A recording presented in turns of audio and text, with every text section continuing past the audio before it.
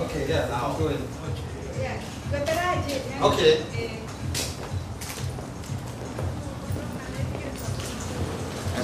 Hey, good to see you. Nice Good to see you. Thank you for coming.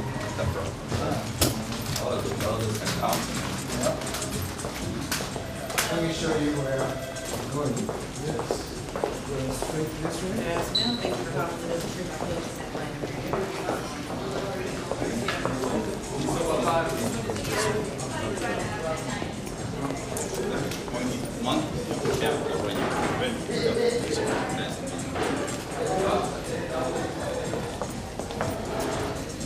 This way.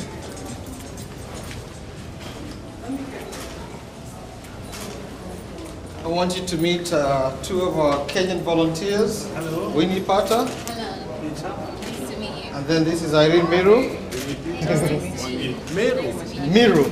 Miru. Yes. Welcome. Thank you. Let's go through this other door. Hello. Yes. Yes. Hey, how are you? This is Wadia Koki.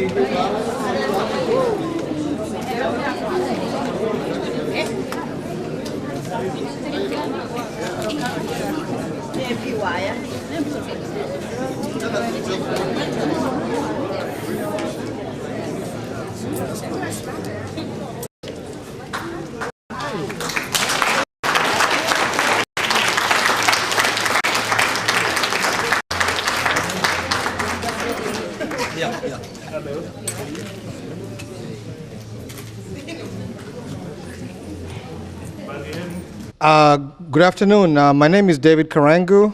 I've been a resident of Atlanta for the last 44 years. I was born here, but I grew up in Kenya. I'm joking. So anyway, I'm glad to introduce Mr. Peter Kenneth to you guys. And the first thing I was going to ask is, those of you in the back, can you please move forward so that you can hear us better? If you would, please move forward, those of you in the back. Okay,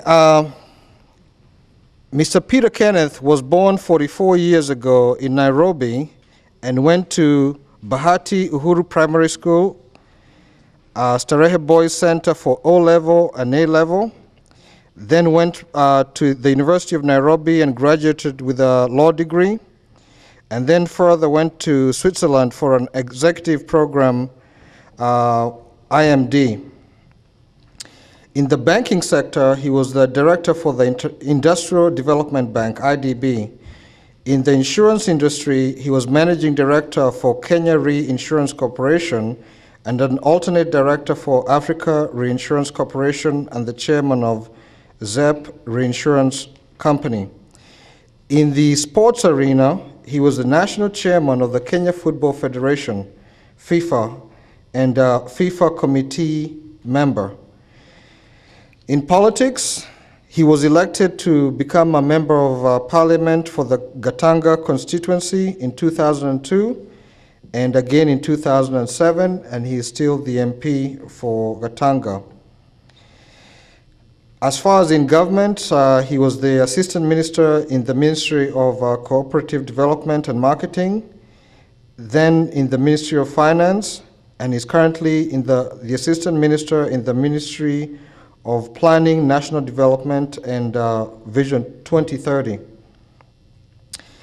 He's also very much in Facebook, which I know a lot of you are, and you can find him at Peter Kenneth on Facebook. He's also got his own website, pt1.mpg, and his constituency has a website called Gatanga www.gatanga.com. And on Twitter, he's Peter_Kenneth on Twitter. Ladies and gentlemen, it is my pleasure to present the Honorable Peter Kenneth. Please,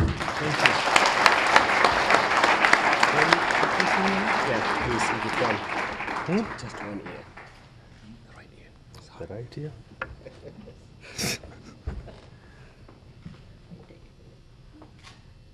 My friends who reside in Atlanta, the people who made it very possible, who played some role in making me come, Jane and David Karango, Mark and Fred.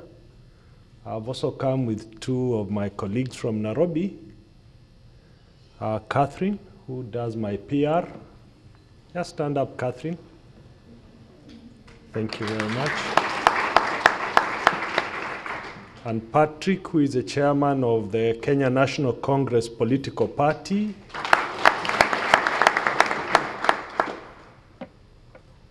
Let me first of all express my gratitude at this invitation to just come and share a few things about our country. I've been told to speak on what is in it. I am not so sure what is in it, but probably by the end of the day today, we'll know what is in it. Let me thank David for reading a little bit of who I am. When I look at various faces here, I think they can testify to that history. There are people I grew up in Bahati with, like Jacob here. And there are members of Gatanga constituency, like my young sister over there. And there are those who I served in various sectors, whether in football, in insurance, or in banking. And therefore, I know that I've met quite a number of people. But the most important thing, and I said this last night in Dallas, is that I've always assumed we have Kenyans inside Kenya and Kenyans outside. And both those parties are equal stakeholders to our country, Kenya. And it must be assumed so. And I'm saying that because one of the things that I'm doing on this trip is not just to talk, but to listen. Because I wanted to do a listening trip. I said I'll take part of the middle part of the United States and the eastern side, because I'm very well aware that Kenyans in the US far exceed 2 million people, and therefore they are a big chunk that can actually decide on the future of Kenya. That's why I'm here. I was in Dallas yesterday. I'll go to Baltimore tomorrow, and then go to Jersey, go to Boston, Chicago, and end up in Minnesota. And in October, I'll try and do the West Coast. I'm doing this in my own personal belief that unless we discuss, consult, and agree together, then we will not be able to move our country forward. And we need to move our country forward. I'm also doing this because I believe that it's time we defined what leadership and what kind of leadership Kenya deserves. Don't just allow us as politicians to define for you what leadership is all about. I'm saying this because we've seen what gains we've made in the past and what losses we've made in the past. We've seen certain factors, and one of the speakers have alluded to it. We've seen what tribalism has done to Kenya. We've seen how bad it was in 2008. We know Kenyans fought, we can't hide.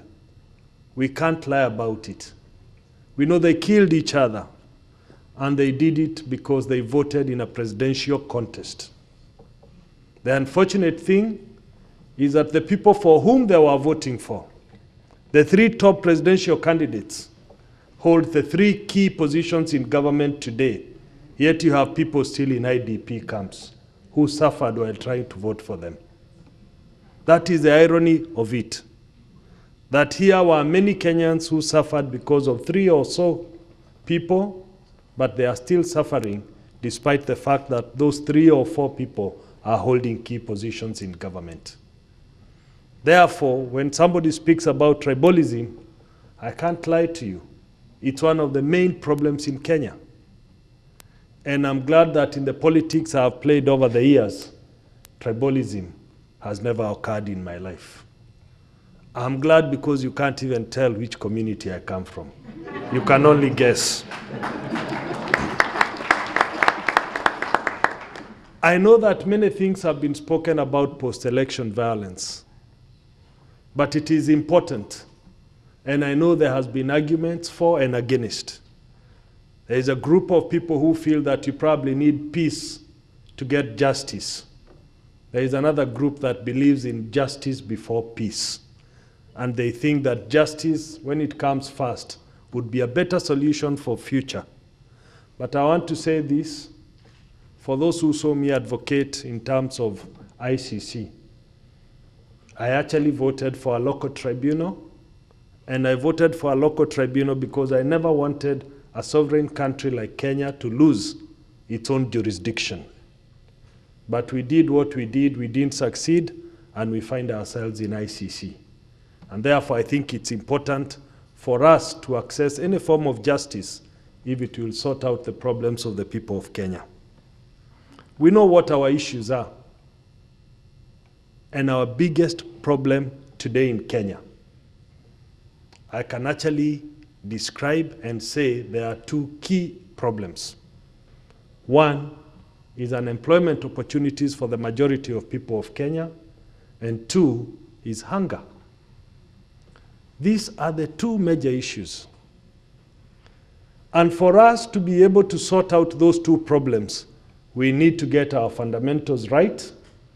We need to ensure we have sufficient security, not just for Kenyans outside and Kenyans inside to invest, but also for foreign investors to invest in Kenya so that we can expand the economy and see that many of the young people who are jobless today can get opportunities to be employed. Therefore, we know what the issues are. We also know what the solutions can be. I have a problem in the manner in which we align our resources. I've always felt that we spread too thin and therefore make no impact for the people of Kenya. In my lead to CDF in Gatanga, the only success I have attributed it is that the committee that is managing it, made up of professionals from Gatanga, have actually decided they need to do fewer projects that have lasting impact. And that is what has made Gatanga CDF a success, to the extent that we've had 140 constituencies coming to visit, to learn, and to see how we've managed our CDF. Because we believe in fewer projects that have more impact. Now, when you have a country like ours with 40 ministries, then you know what I'm talking about. Luckily, the Constitution sorts that one out because it says never again should ministries exceed 22 ministries. Some of the things that have encouraged me to speak to Kenyans who live outside is that you must take the opportunity next year that comes with the new constitution. And there are many. When I campaigned for a new constitution on 4 issues. Some were issues at home, some were issues that affected you. The first one is that I had tried, even when we were signing the National Accord, to have Section 94 of the old Constitution amended to actually allow dual citizenship. It has now taken root in the new Constitution. And I can tell you, I was so happy on Thursday as I left to come here that finally the citizenship and immigration bill that will actually ensure the Constitution is implemented was published.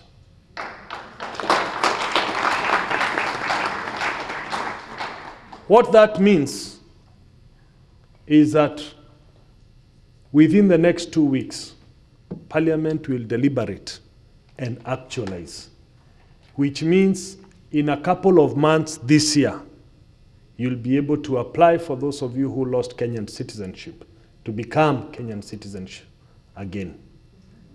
Right? So before the end of the year, if you want to have both the citizenship of America and Kenya, you will have it. Now that has its own rights. First, you'll be able to vote in the next election. And I want you to register to vote in the next election. You don't have to come home. Speaking with the chairman of the election board, he told me that Kenyans who live outside will actually vote using the electronic method within their areas, which means the ambassadors and the high commissioners will be returning officers for the election. What I know you'll probably not be able to do is to vote for MPs, senators, and governors. You'll only vote for the president. You will also be able to vote in case there is a referendum. So that is a plus and that is a gain. You've come to a great country. You've been exposed to best practices. Therefore, you must be at the core of determining or defining what good practices Kenya's leadership should have back at home.